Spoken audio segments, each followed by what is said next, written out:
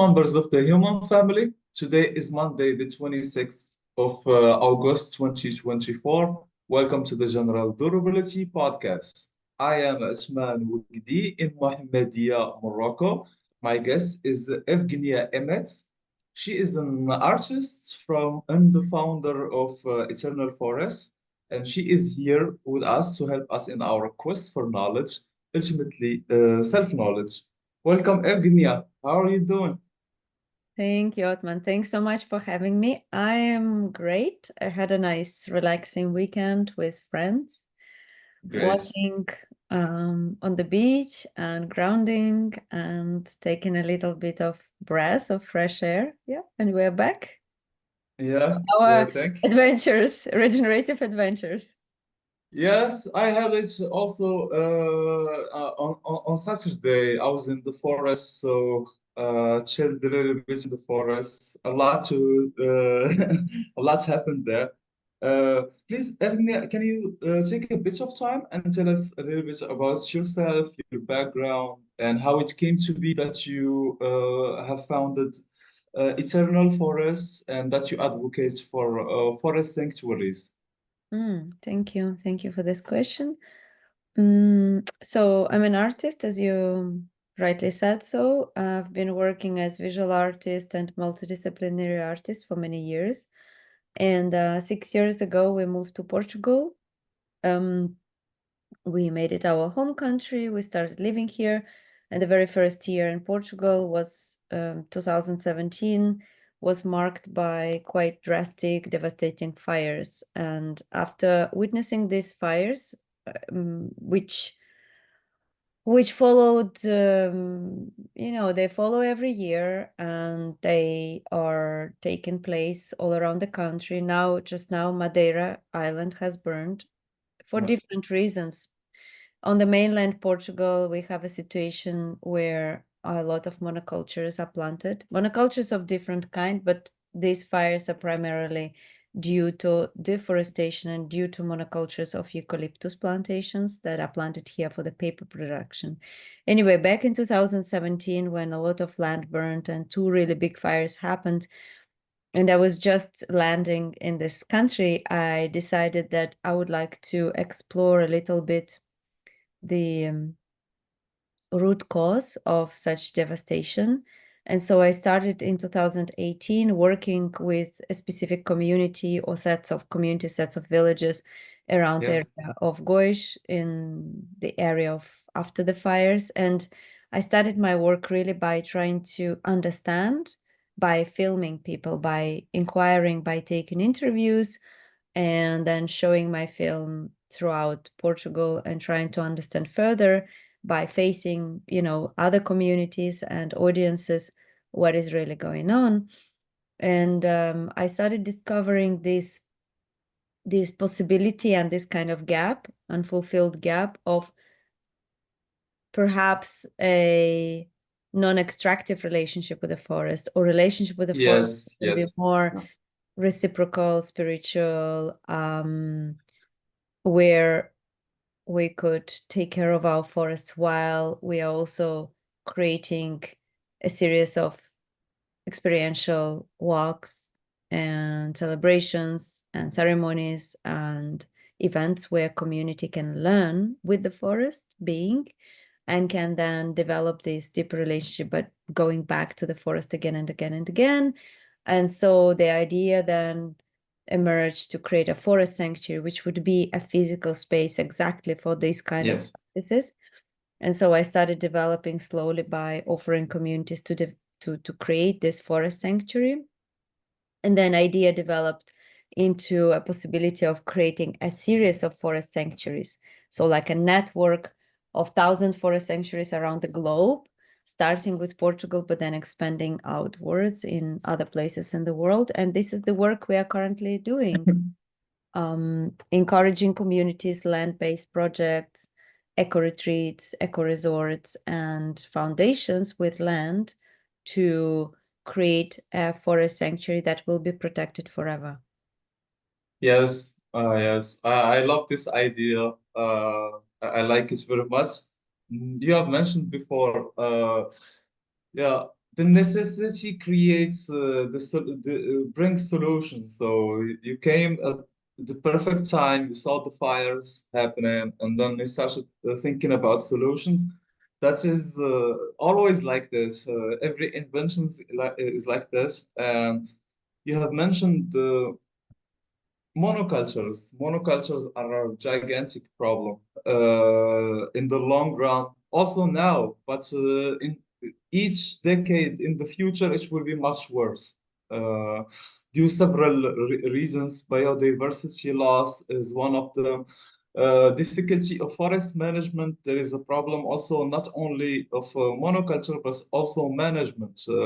How to clean between the trees, and especially before the dry season comes. There is an issue with that worldwide.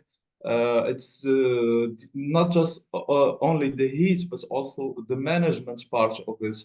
Because everyone, why I say that, because I saw in the news, no one mentions that's a big part. We need the human beings to go in the forest and clean a little bit, because the work that normally is done by biology, by animals, by insects, by a lot of species in monocultures and in the semi-living forests. Because yes, I would like to comment on that. Can you go a little bit in details about a living forest and a forest sanctuary? How could we create that? I think there are several ideas to do that, and how to engage the locals, for example. Yeah. You gave me a few questions here. Yes. Let's stop first on the question, what is a forest and what is a Yeah. sanctuary? And then maybe we can use a different question to talk about how we can create them. So Yeah. I think we need to make a very clear distinction, because like you spoke a bit before about clearing the forest and all this kind of methodology and mythology, in fact. So there are several things here. First, let's talk about what is a good forest and what is a natural Yeah. biodiverse forest. Forests have existed on planet Earth for millions of years. Technically speaking, they don't need human intervention, although humans have done good interventions into forests becoming more rich and more biodiverse and more complex. And we have such examples coming to us from many places in the world, but especially recently been discovered that Amazon basin has been forest that's been intervened by the humans in Yes. a beneficial way, both for humans and for the forest. So there are ways we can live with the forest when forest stays biodiverse, natural, complex, increasing complexity every time, and still human populations can live with this forest in that kind of way. What has changed from these times where we have lived with natural forests in a reciprocal and also respectful way is that we have increased number of humans on planet Earth. Yes. So we need to find ways and methodologies and pathways where we can continue living with our natural environment without actually destroying it, which is in itself a huge question. And of course, the arrival of monocultures is a problem in its own right. Monoculture, in my opinion, is always a bad thing, is never a good idea, because monoculture is actually going much more with the industrialist extractive vision rather than Yes. questioning, well, how can we actually produce goods and products with the forest, but in a much more respectful way where the forest ecosystem can be replenished. So monoculture is a totally different thing, and it's basically just made for us to extract maximum, usually without giving anything back to the ecosystem. So let's put Yeah. away the whole idea of monocultures. It's something that I think humanity still needs to shift away from massively if we want to preserve more biodiversity.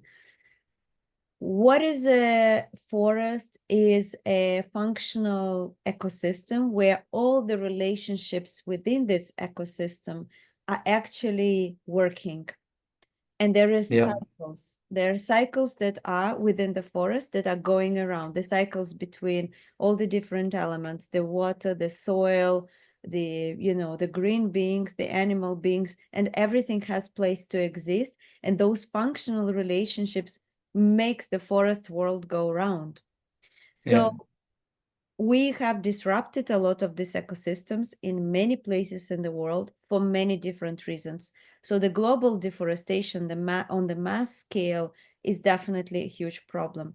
The way Eternal Forest tackles this issue is from the perspective of establishing smaller scale to medium scale forest sanctuaries, like pockets of forest around primarily rural settings, where we can have a situation where we can have about 5 to 10 to 20 to 30 hectares of protected forest that is non-touchable. It's not used for any of the possible harvesting or products of the forest. We're not cutting any trees. We're not harvesting any cork from oak trees. We're not harvesting any products, but we try to actually give back to the forest so that the wildlife has a possibility to exist. And we have a possibility as humans to look back at this forest as it evolves and as we learn with that forest on what nature does best when it's allowed to be. So in other terms, we are proposing there must be pockets of wildness where we can just look back and observe and learn with that ecosystem that's kicking back to its own kind of capacity, resilience, and maximum of complexity. And that eternal forest sanctuary, from all other sides and aspects of its being, is not just that functional ecosystem, but it's also a space where humans can enter, because there are spaces for them to have their experiences, their walks, their trails, their art, their communal gatherings, and so on. So it's actually a place that combines nature and culture. So even that we're thinking that ultimately it will be a wilder forest, we are still combining it with the human, coexistence with nature. So human is not separate from a forest sanctuary. yes. I love this part. Yeah.